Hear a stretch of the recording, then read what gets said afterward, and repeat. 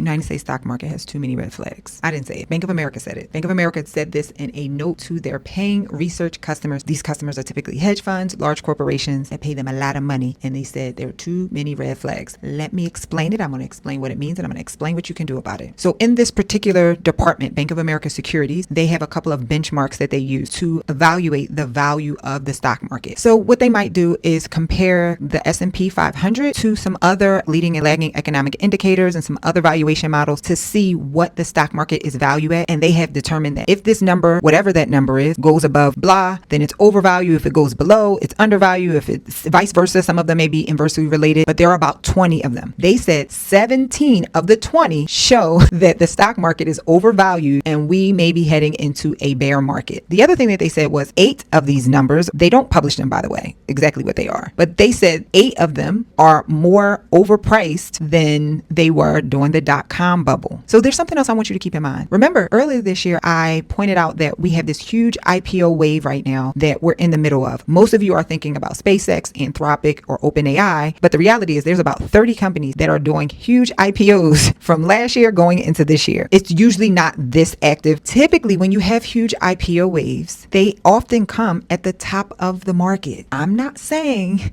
that because we have IPO wave that we are at the top of the market and we're about to turn into a bear market. I'm not saying that. I'm just telling you what has happened historically. Here's what you can do about this. Before I go into that, I do want to make note that them saying that this is too many red flags, that doesn't necessarily equal sell right now, because sometimes we can remain at top of market for quite a while before it turns into a bear market. So we don't know if or when it's actually going to happen. So here's my advice. This is what you need to do. Right now, take the time to rebalance. Some of you can look up and you are 50, 60% invested in tech, especially if you set it and forget it with your retirement. How does it get that way? These tech stocks have grown so much that they end up taking more of the valuation share of your portfolio. If you want to keep it that way, sure, no problem. I'm not judging you, but some of you who value diversification, you might want to take the time to rebalance right now. The next thing you might want to do is upgrade the quality. Sometimes when you set it and forget it, you leave it in a company and you might not realize that their financials aren't doing all that great. There might be another company that gives you access to the same economic drivers that have better financials. Because guess what? If we go into a bear market, guess who's going to hurt the most? The businesses with poor financials. So you already know I'm going to go in depth because I have way more to say about this in my newsletter, some more strategies that you can do practically. If you comment newsletter down below, you'll get the next newsletter that I'm going to send this weekend, but you'll also immediately get the hot fire flames one that I sent yesterday. Comment newsletter down below and you're going to get all this free